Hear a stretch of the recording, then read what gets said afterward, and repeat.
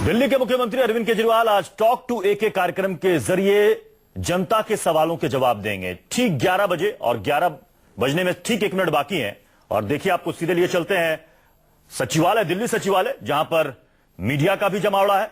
और talk to ए की जो वेबसाइट लॉन्च की गई है इस खास कार्यक्रम के लिए, उस वेबसाइट में भी सीधे आप देख सकते हैं ठीक 11 बजे से, जहां पर लोगों के सवाल होंगे और अरविंद केजरीवाल के जवाब होंगे। अरविंद केजरीवाल मौजूद हैं, मनीष सिसोदिया दिल्ली के डिप्टी सीएम मौजूद हैं और साथ ही आम आदमी पार्टी के कई नेता मौजूद हैं।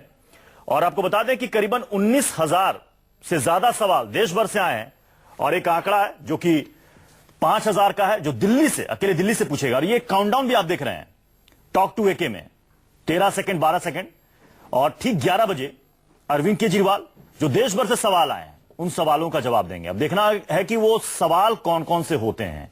पॉलिटिक्स को लेकर, करप्शन को लेकर, अरविंद केजरीवाल के स्टाइल ऑफ पॉलिटिक्स, केजरीवाल के स्टाइल ऑफ पॉलिटिक्स को लेकर, यूपी को लेकर, पंजाब को लेकर, यह देखना बड़ा दिलचस्प होगा। और यह भी देखना होगा कि दिल्ली के उसमें कितने सवाल होते हैं, दिल्ली के कौन कौन से मुद्दे होते हैं, क्योंकि कहा जा रहा है कि उसमें से कुछ स्क्रूटनी भी की गई है, क्योंकि 19,000 सवाल संभव नहीं है कि 1 घंटे में उसका जवाब दिया जाए। उनमें से चुना गया है कि किन किन सवालों का जवाब अरविंद केजरीवाल देंगे। कुछ रिकॉर्डेड है और ऑनलाइन यानी कि लाइव 5 सवाल पूछे जाएंगे। विशाल डडलानी जो कि मशहूर संगीतकार हैं, वो मॉडरेटर हैं इस कार्यक्रम के। तो सीधी तस्वीरें हम आपको दिखा रहे हैं।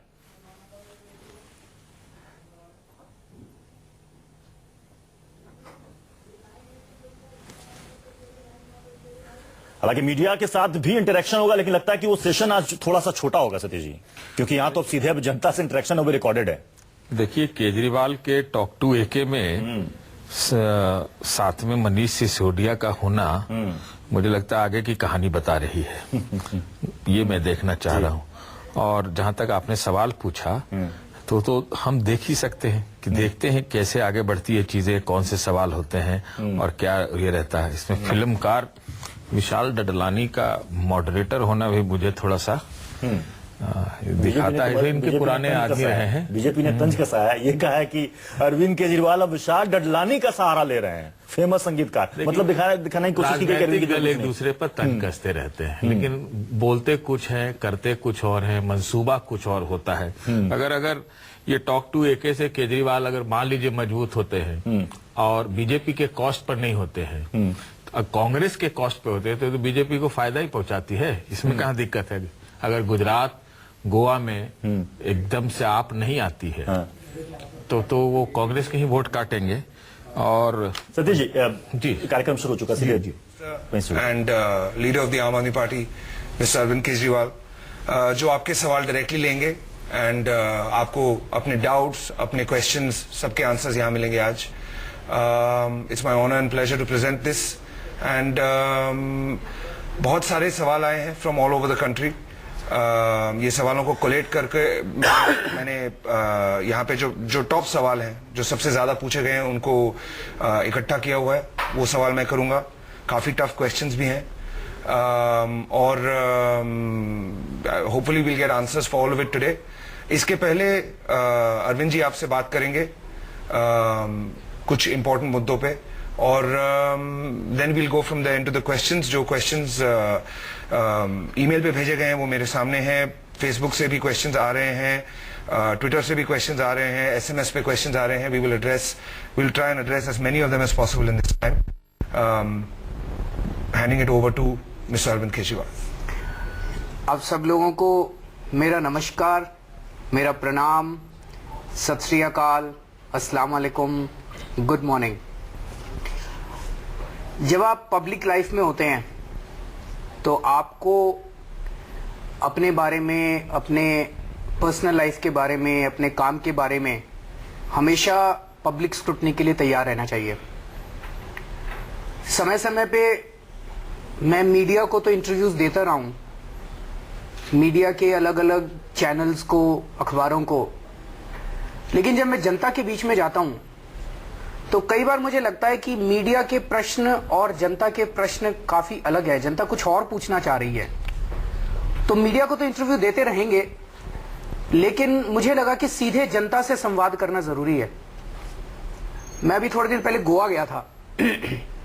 गोवा में हमने पूरे गोवा के कॉलेज के स्टूडेंट्स को आह्वान किया और एक हॉल में लगभग 1000 के करीब यंग लड़के लड़कियां, खचाखच भरा हुआ था हॉल। मैं बीच में बैठा था बिल्कुल सेंटर में, और 2 घंटे तक लगातार वो मुझसे क्वेश्चंस पूछते रहे। बहुत इंटरेस्टिंग क्वेश्चंस थे उनके, एंड एक्चुअली ऑल्सो शोज कि हमारे देश के युवाओं के कंसर्न्स क्या हैं, और मुझे बहुत मजा आया उनके साथ इंटरेक्ट करके। तब मुझे लगा यार कि कोई एक सीधा प्लेटफॉर्म होना चाहिए जनता से सीधे बात करने का, विदाउट एन एंकर, सीधे जनता से बात करने का एक प्लेटफॉर्म होना चाहिए। तब हम सब लोगों ने डिस्कस किया और ये टॉक टू एके प्लेटफॉर्म तैयार किया कि हम सीधे आज जनता के क्वेश्चंस के जवाब देंगे। लेकिन उसके पहले थोड़ा आधे घंटे के करीब मैं आपसे बात करूंगा कि हमने अभी तक क्या क्या काम किए, क्या क्या परेशानियां आ रही हैं, वो सारी बातें करूंगा। लेकिन एक चीज है, आप जनता को सीधे तभी फेस कर सकते हैं जब आप ठोस ईमानदार हैं, जो अंदर हो वही बाहर हो, नहीं तो जनता को फेस नहीं कर पाएंगे। तो आज जो सीधे हम जनता को फेस कर रहे हैं, और समय समय पे मैं जब भी मौका मिलता है सीधे जनता के प्रश्नों के जवाब देता हूं, ये हमारी राजनीति, हमारी ईमानदार राजनीति का भी एक पहलू है। पिछले 1.5 साल से दिल्ली में सरकार चला रहे हैं, आम आदमी पार्टी की सरकार है। इस यात्रा का थोड़ा जिक्र करना चाहूंगा आपके साथ। हम पहले कहा करते थे ना, जब सरकार बनने के पहले, कि सरकार में पैसे की कमी नहीं है, नीयत की कमी है। अगर अच्छी नीयत वाली सरकार आ जाए तो सब कुछ हो सकता है। लोगों को शिक्षा भी मिल सकती है, लोगों को हेल्थ भी मिल सकती है, सड़कें भी बन सकती है, बिजली भी हो सकती है, पानी भी हो सकता है, सब कुछ हो सकता है। पिछले 1.5 साल की हमारी यात्रा ने यह प्रूव कर दिया कि जो हम कहते थे वो सच था। जैसे अभी दिल्ली सरकार में हम जितने भी काम कर रहे हैं, हर काम में खूब पैसा बचा रहे हैं, खूब पैसा बचा रहे हैं। जो काम पहले 100 रुपए का होता था, अब हम उसको 60 रुपए में, 70 रुपए में कर लेते हैं। मैं आपको कुछ उदाहरण देता हूं। अभी फरवरी के महीने में हाजीपुर में, बिहार में एक रेल रोड ब्रिज का उद्घाटन हुआ। प्रधानमंत्री जी वो उद्घाटन करने गए थे। 2009 में वो ब्रिज बनना चालू हुआ था। जब वो ब्रिज बनना चालू हुआ था तो वो 600 करोड़ का ब्रिज था। फरवरी के महीने जब उसका उद्घाटन हुआ, वो 3000 करोड़ का हो चुका था। दिल्ली में एक रानी झांसी फ्लाईओवर है जो 2008 में बनना चालू हुआ था। जब वो बनना चालू हुआ था वो 70 करोड़ का था। वो एमसीडी बना रहा है, दिल्ली सरकार का नहीं है। एमसीडी में अभी बीजेपी की सरकार है, म्युनिसिपल कॉर्पोरेशन ऑफ दिल्ली। वो 70 करोड़ का था। आज अभी बनके तैयार नहीं हुआ, ऑलरेडी वो 200 करोड़ का उसका एस्टिमेट हो चुका है। गोवा के अंदर एक मांडोवी ब्रिज बन रहा है, जून 2014 से बनना चालू हुआ था। 470 करोड़ का बनना था, अभी 2 साल ही हुए, अभी तो बन के पूरा भी नहीं हुआ। 886 करोड़ का उसका एस्टिमेट हो गया। तो ये मैंने 3 ही एग्जाम्पल दिए। पूरे देश के अंदर हम जानते हैं कि जो भी सरकारी काम होता है, अगर वो 2 साल में पूरा हो तो, पूरा होना हो तो वो 5 साल में पूरा होता है। 200 करोड़ का बनना हो तो 1000 करोड़ का बनता है। दिल्ली के अंदर जब हमारी सरकार बनी तो दिल्ली में कुछ फ्लाईओवर बन रहे थे, चालू थे। पुरानी सरकार शुरू करके गई थी। एक फ्लाईओवर की कहानी बताता हूं, बाकी चारों की भी वही है। वो एक फ्लाईओवर 325 करोड़ का बनना चालू हुआ था 2-2.5 साल पहले। हमारी सरकार आई, 10% ही बना था। हमारी सरकार ने उसको टाइम से पहले बना दिया और 325 करोड़ का फ्लाईओवर हमने 200 करोड़ के अंदर बना दिया। ये मुझे लगता है शायद भारत के इतिहास में पहली बार हुआ है। 65 साल में मैंने तो ऐसा एग्जाम्पल नहीं सुना। 300 करोड़ का काम 1500 करोड़ में होते हुए तो देखा है, 300 करोड़ का काम 200 करोड़ में होते हुए तो पहली बार देखा है। और इस तरह से 4 या 5 हम लोगों ने अभी तक फ्लाईओवर बनाए हैं। हर फ्लाईओवर के अंदर हमने पैसा बचाया है।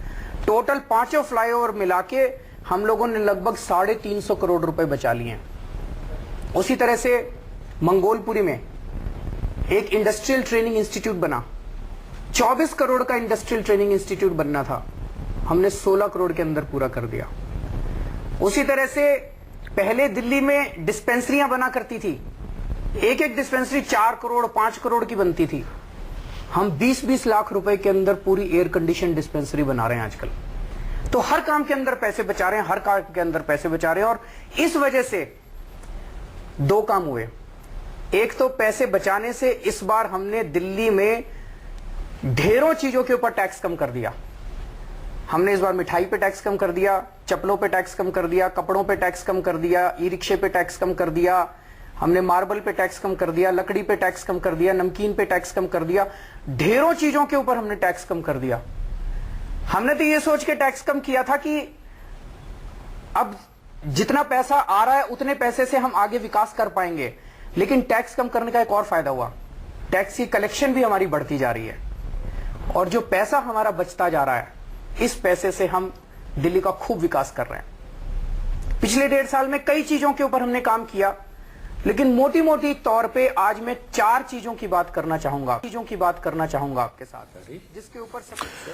तो Arvind Kejriwal talk to AK के जरिए बात कर रहे हैं, लेकिन उन्होंने कहा कि शुरुआत के आधे घंटे में आपसे लेना चाहूंगा जिसमें मैं अपनी सरकार के कामकाज के बारे में मैं आपको बताऊंगा कि हमारी सरकार कैसे काम कर रही है। हमारे साथ प्रदीप सिंह जी और सतीश के सिंह जी दोनों मौजूद हैं। प्रदीप सिंह जी, उन्होंने कहा कि आधे घंटे मुझे समय दीजिए, मैं अपने सरकार के कामकाज के बारे में बात करूंगा। लेकिन देखिए, शुरुआत में ही उन्होंने गोवा का जिक्र किया और 3 बार गोवा का नाम लिया। मैं गोवा गया, मैं वहां पर स्टूडेंट से मिला, बहुत इंटरेस्टिंग सवाल थे, कई सारे ऐसे सवाल थे जो कि प्रासंगिक थे। तो मतलब ये कहना चाह रहे हैं कि अभी तो आधे घंटे में सरकार के कामकाज के बारे में बात करूंगा, उसके बाद जो सवालों का जवाब होगा उसमें गोवा भी शामिल होगा और शायद पंजाब और गुजरात का भी जिक्र होगा।